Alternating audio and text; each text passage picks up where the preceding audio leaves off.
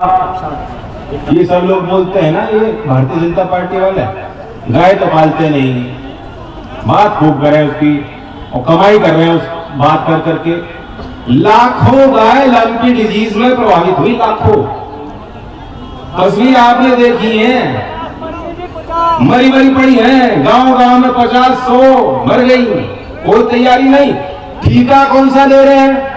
जो गुजरात की एक प्राइवेट कंपनी जिस टीके को बनाती है, जो शीप और गोट, बकरी और भेड़ के लिए विकसित वो वैक्सीन है, वही वैक्सीन को मोदी जी ने हरी झंडी दी।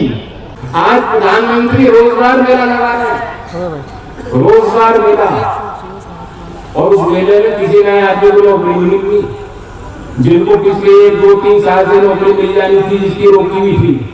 कह रहे 75,000 नौजवानों को नौकरी देंगे, अपॉइंटमेंट लेटर देंगे। ये देख लेना, अपॉइंटमेंट लेटर में हो सकता है प्रधानमंत्री जी की फोटो भी लगी हो।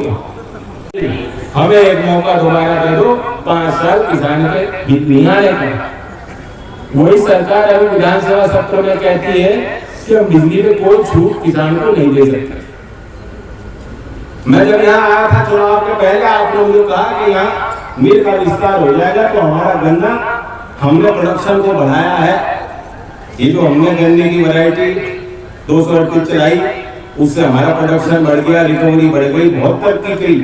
किसानों ने अपने मेहनत से ये सब तैयार किया, लेकिन उसका फल किसानों को नहीं मिल रहा। आपने कहा यहाँ मिल का विस्तार हो जाएगा तो हमें भटकना नहीं पड़ेगा, हमें भी फायदा है, मिल को भी फायदा है, कर्मचारी को भी फायदा है, व्यापारी को भी फायदा है, मजदूर को भी फायदा है। इसलिए मैंने चुनावी मंच में इस बात को कहा था कि हमारी सरकार बन जाएगी तो हमारी नजर इस पर रहेगी, इसका जो आप विस्तारीकरण चाहते हो हम करेंगे। अपनी बात करना, आज हालात बेहद खराब है, वित्तीय स्थिति, वित्तीय संकट देश के आगे है। सरकार अभी भी मनमानी कर रही, सरकार मानने को तैयार नहीं है। हमारे फॉरेन रिजर्व्स धड़ाम से गिर रहे हैं।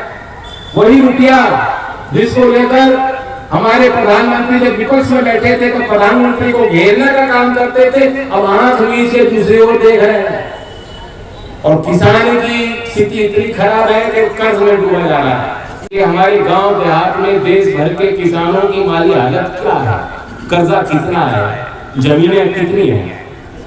और उन्होंने पाया कि 2013 से 2018 के 5 साल में एक औसतन गांव देहात के परिवार पे, किसान के परिवार पे जो कर्ज था 5 साल में 58% कर्जा बढ़ गया है। औसतन हर एक किसान पे 74,000 रुपए का कर्ज 2018 का वो आंकड़ा मैं आपके बीच रख रहा हूं। 74,000 रुपए का कर्जा है सब पे, कुछ पे ज्यादा है, कुछ पे कम है। और वो सब बैंक से नहीं, क्रेडिट कार्ड से नहीं, दूसरे रास्तों से आपने पैसे जोड़ के आज खेती करते हो, बच्चों की फीस जमा करते हो, घर के खर्चे निकालते हो।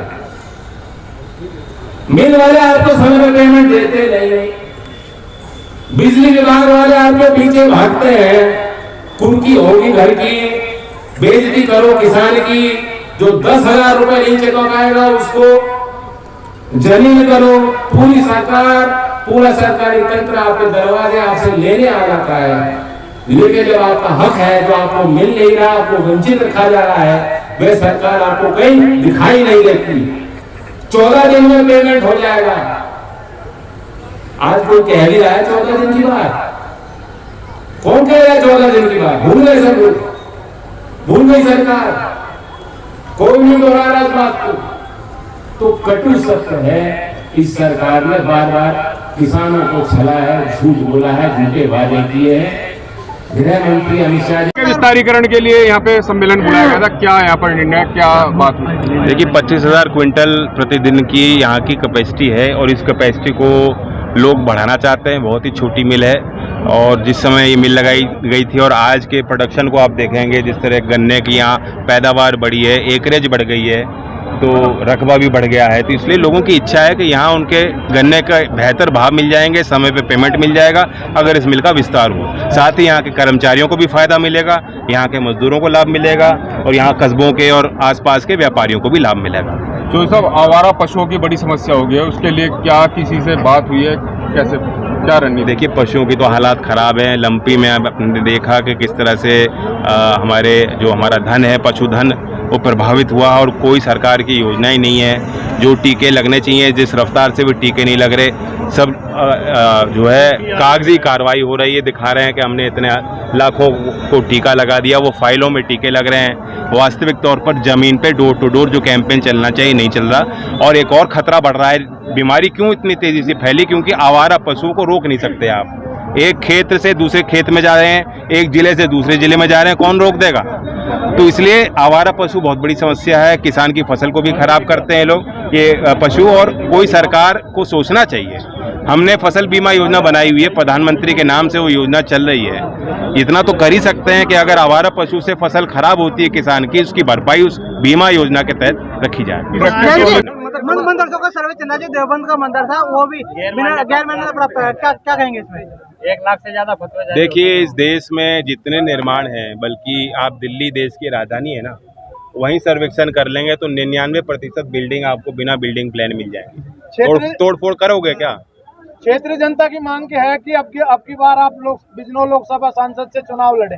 मैं ये कहना चाहता हूँ पब्लिक को कि जो भी मेरा प्रतिनिधि है, वो मेरी आवाज़ है, मेरी ताकत है और मेरे दल की ताकत है। अकेले मुझसे बात नहीं बनेगी।